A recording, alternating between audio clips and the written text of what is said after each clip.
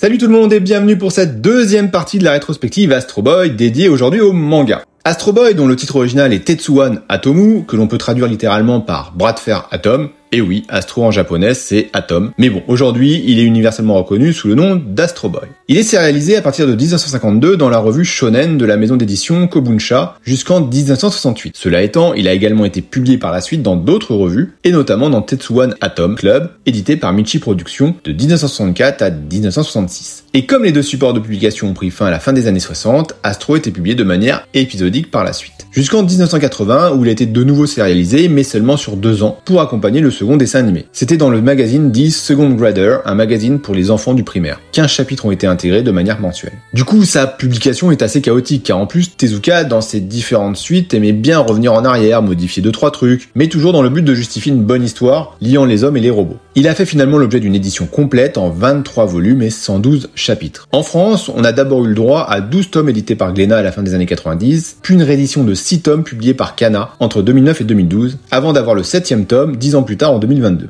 Mais tout cela relève davantage de l'anthologie. On est encore loin du compte, et c'est bien dommage, alors que les Américains, eux, ont eu le droit aux 23 tomes historiques grâce à l'éditeur Dark Horse.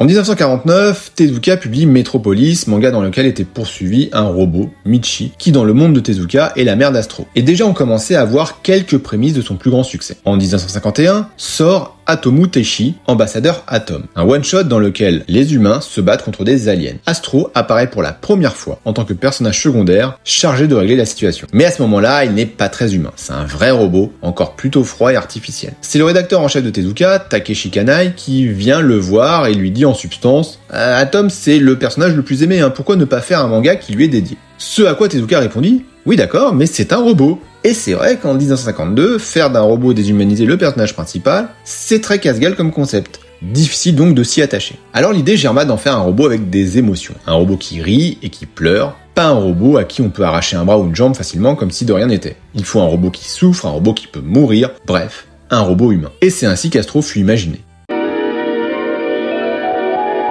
À l'origine, le titre retenu pour ce nouveau manga était Tetsujin Atomu, qui signifie homme de fer atome. Mais bon, le terme était un peu fort, alors il a été modifié en Tetsuwan. Finalement, Tetsujin sera repris un peu plus tard par Mitsuteru Yokoyama dans le manga éponyme en 1956. Ce qui est très intéressant dans la construction du personnage, c'est l'époque. Le thème est vraiment novateur. Imaginez un peu, on est en 1950, la robotique n'est pas ancrée dans la pop culture, comme elle l'est aujourd'hui. On est quand même dans un monde où Sputnik 1, le premier satellite, ne sera envoyé dans l'espace que 5 ans après le début de la série. Gargarine, on sait pas qui c'est, et Armstrong encore moins. Et le cycliste n'est même pas encore né. Mais ça a rien à voir. Les récits de cette nature, il y en a très peu. Les robots, c'est quelque chose de très fictionnel, très matériel, très machine. Et là, Tezuka, il débarque avec son robot humain, et tout un concept avant-gardiste, nous expliquant que les robots ont des droits. Non mais attends mon vieux, tu te rends compte quand même que tu vis encore dans un monde où il y a une grande majorité de pays qui pensent que si tu n'es pas un homme blanc, t'as pas de droits, et toi tu nous parles de robots avec des droits? Mais t'es fou! Et donc ce récit fait quand même écho au mouvement américain des droits civiques de l'autre côté du Pacifique. Il en est même une métaphore science-fictionnelle. Parce que c'est ça Astro, un combat pour la paix et l'égalité de tous. Astro, c'est l'espoir d'un avenir meilleur pour un Japon traumatisé par la guerre. C'est une source d'inspiration pour les enfants et une influence manifeste pour les concepteurs de robots. C'est d'ailleurs ce que dira Tatsuya Matsui, concepteur du robot Posy. Alors oui, aujourd'hui Astro peut paraître enfantin, le dessin, le style de Tezuka n'est pas étranger à cette perception, mais il est aussi très moralisateur. Et rappelez-vous, si vous découvrez l'œuvre aujourd'hui, le manga a plus de 70 ans. Il faut donc faire l'effort de le recontextualiser.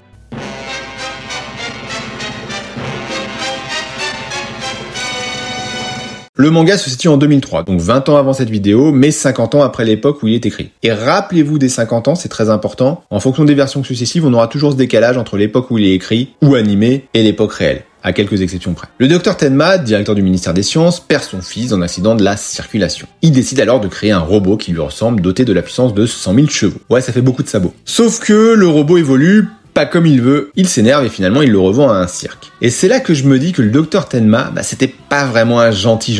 Astro apprend la vie au cirque, il travaille, mais reste un esclave sous la domination du terrible Ameg, le directeur, jusqu'au jour où le docteur Oshanomizu, nouveau boss du ministère des Sciences, arrive à mettre en œuvre le droit du robot. Astro devient libre, il rejoint une famille avec des parents construits pour l'occasion et va à l'école. Il aura même une sœur, Uran pour uranium, et un frère, Cobalt, pour Cobalt. Mais à côté de ça, il va quand même tataner du méchant, des menaces extraterrestres, humaines et bien sûr d'autres robots, notamment Atlas, celui qui m'a le plus marqué. Sorte de clone maléfique d'Astro. Mais il y a d'autres histoires, hein. D'ailleurs, l'une des histoires les plus intéressantes et les plus marquantes, je trouve, est celle où Astro doit affronter un redoutable adversaire en la personne de Pluto. Un robot avec des cornes qui s'en sert pour balancer des éclairs. Oui, mais non. Lui, il est gentil. Je vous parle de Pluto. Pluto, c'est lui. Bon, je vois qu'on peut jamais vraiment faire une vidéo sérieusement ici. C'est pas grave, j'y reviendrai. Bon, résumer Astro à du coup de pied aux fesses de robots malveillants est évidemment réducteur. Il y a de tout dans Astro. Des simples histoires de SF, mais aussi des aventures plus connotées politiquement, comme quand Astro doit protéger le premier robot qui doit s'inscrire pour voter, ou lorsqu'il est garde du corps du premier président robot élu. Tezuka a toujours reconnu que Mickey Mouse a inspiré Astro. Et quand vous regardez le design, il y a du sens. Visage rond, les yeux ovales, sommet du crâne noir, ayant à peu près la même forme, et il a deux excroissances, les deux petites pointes qui peuvent faire penser aux oreilles de la souris américaine. D'ailleurs, comme Mickey, ces deux pointes ne changent jamais, quel que soit l'angle de vue. C'était voulu par le maître. Donc Astro, c'est un design d'enfant, mais avec des pouvoirs redoutables et un cœur gros comme Goldorak. Il a un sens de la justice ultra prononcé, à l'image de son auteur.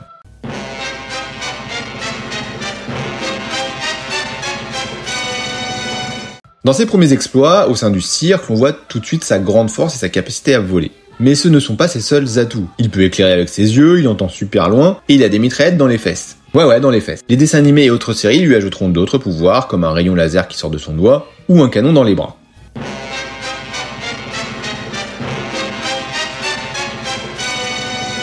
Outre le Dr Tenma, créateur d'Astro, qui est un sacré quand même, il y a aussi le professeur Ochanomizu, qui assurera ce rôle paternel avant qu'Astro n'ait une vraie famille. Au titre des humains, il faut aussi pointer l'inspecteur de police Tawashi, présent dans toutes les versions d'Astro Boy, quasiment. Bourru et de la vieille école, il est constamment sur le dos d'Astro. Il aime pas trop les robots, lui. Ce qui est dommage dans une série qui ne traite que de ça. Et justement, à côté des humains, il y a les robots. Alors il y en a des tas, mais j'en retiendrai particulièrement 3, tous notés 2 étoiles dans le Star System de Tezuka. D'abord Atlas, qui est une sorte de clone d'Astro. Plutôt mauvais, normalement, mais il peut faire preuve d'un certain sens de l'honneur. Il a été construit par un scientifique inca qui voulait venger sa mère. Du moins, c'est son premier background, car son origine sera souvent repensée. Atlas dispose des mêmes pouvoirs d'Astro, mais en plus, dans une des histoires, il en obtient un inédit, celui de faire du pipi explosif. Eh oui! Mais bon, dans le même épisode, Astro et Atlas s'allient. Le Chevalier Bleu est le deuxième robot, extrêmement intéressant, très puissant, c'est un protecteur des droits des robots qu'il veut pousser à la rébellion, un adversaire plutôt stylé. Et puis il y a Pluto. Un sultan engage un scientifique pour construire un robot ultra puissant disposant de la puissance d'1 million de chevaux. Je vous rappelle qu'Astro c'est 100 000. Et tout ça pour faire quoi? Pour conquérir le monde. Of course. Je vous passe les détails, sachez que Pluto affrontera les plus puissants robots du monde, dont Astro, qui pour l'occasion bénéficiera d'un power-up pour atteindre lui aussi les 1 million de chevaux. Et puis débarquera un autre robot qui lui dispose d'une puissance de 2 millions de chevaux. Si tout ça, ça vous rappelle pas le système de puissance de Dragon Ball Z, je peux rien faire pour vous. Bref, Pluto et Astro s'allient car Pluto découvre le pouvoir de l'amitié et il se sacrifiera dans la bataille.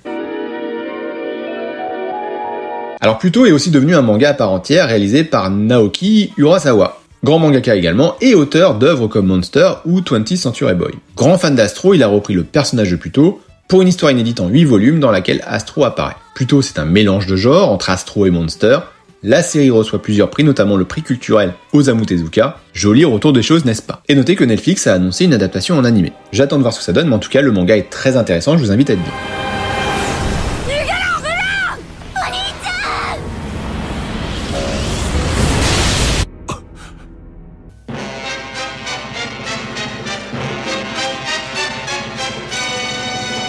Pour finir, Astro a eu un impact culturel énormissime, surtout au Japon. Il est citoyen d'honneur de la ville de Niza par exemple, c'est l'un des premiers personnages de manga à avoir eu le droit du merchandising de masse, j'en reparlerai. Il démontre tout le talent de Tezuka de mettre à la portée des enfants des sujets sérieux par le biais de métaphores. Mais son impact va au-delà des enfants. Rappelez-vous du contexte, le Japon à la fin de la guerre est traumatisé par Hiroshima et Nagasaki, traumatisé par la puissance de l'atome. Et 7 ans après, débarque un robot qui s'appelle Atome. Et c'est là qu'Astro va dédiaboliser l'énergie atomique. Il va grandement contribuer à son acceptation, et notamment dans son utilisation pratique et utile de manière domestique. Il a même été pendant un temps la mascotte d'une série de vidéos pour enfants sur la sécurité routière. C'est pas rien. En 2023, IGN le classe même 25e de son classement des personnages de manga de tous les temps. Bon, je vous l'accorde, IGN n'y connaît rien. Dans leur classement, il n'y a même pas un Chevalier du Zodiac, même pas Nicky Larson, pas de Ken, pas de Cobra. Par contre, ils nous mettent Sailor Moon 8e et Luffy 1er. Mais bon, au moins il y a Jotaro, Motoko, Spike et Shinji, ça sauve un peu le truc.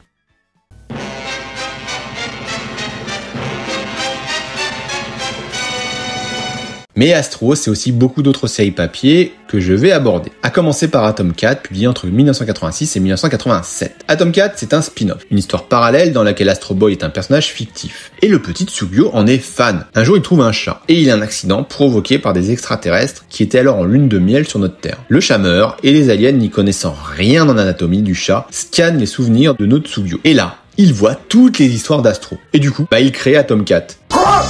Ouais, je me suis dit exactement la même chose. Bon, le manga a pas duré très longtemps, mais vous voyez quand même le délire de création scénaristique. En 2003, Akira Himekawa réalise une BD nommée Astro Boy, tirée de la série télé du début des années 2000, dont je parlerai en troisième partie. Sachez également qu'Akira Himekawa est en fait un pseudo pour deux mangaka, Honda et Nagano. Alors tableau de chasse, on peut citer Zelda version manga. Cette version reprend l'histoire d'Astro, sa naissance, ses combats, c'est un remake. En 2009, Akira Himekawa, toujours elle, sort une nouvelle adaptation de Astro avec Astro Boy, la légende du Chevalier Azur, composée d'un seul volume édité au Japon par Kadokawa Shoten et en France par l'éditeur Soleil. Et puis ensuite, en 2014, vient Astro le commencement, qui est un manga préquel dessiné par Tetsuro Kasahara et scénarisé par Yuki Masami. Deux auteurs que je connais assez peu finalement. Dans cette histoire, on s'intéresse à la jeunesse de Tenma, le père d'Astro, et celle du professeur Ochano Mizu. Ces deux derniers font des expériences relatives à l'intelligence artificielle et le manga est toujours en cours. Il fait l'objet d'une publication en français et il en est déjà au moins à 16 volumes à l'heure où j'écris ce texte. Alors je ne vous ferai pas l'affront de vous en parler plus que ça, pour la simple et bonne raison que je ne l'ai pas lu. Mais au moins, vous savez que ça existe. À côté de tout ça, j'ai vu passer une création française titrée Astro Boy année 0, mais je n'ai aucune autre info que la couverture de la BD. Je sais pas du tout ce que cela vaut, je sais même pas si elle est sortie, je ne la trouve nulle part. Si quelqu'un connaît, qu'il n'hésite pas à en parler dans les coms, ça m'intéresse. Vous voyez, ça en fait du papier à la gloire du plus puissant des robots, et sans doute que j'en oublie. Toutefois, je vous propose dans un prochain épisode de nous attarder sur la partie animée d'Astro. En attendant, je vous laisse un sujet de philo. Quel est le plus fort ? Astro ou Goldorak, vous avez 2 semaines. Inaman, tu as oublié de dire à tes auditeurs, prenez soin de vous. Ah oui, pardon, merci pour ce rappel très humaniste robot. Alors, prenez soin de vous.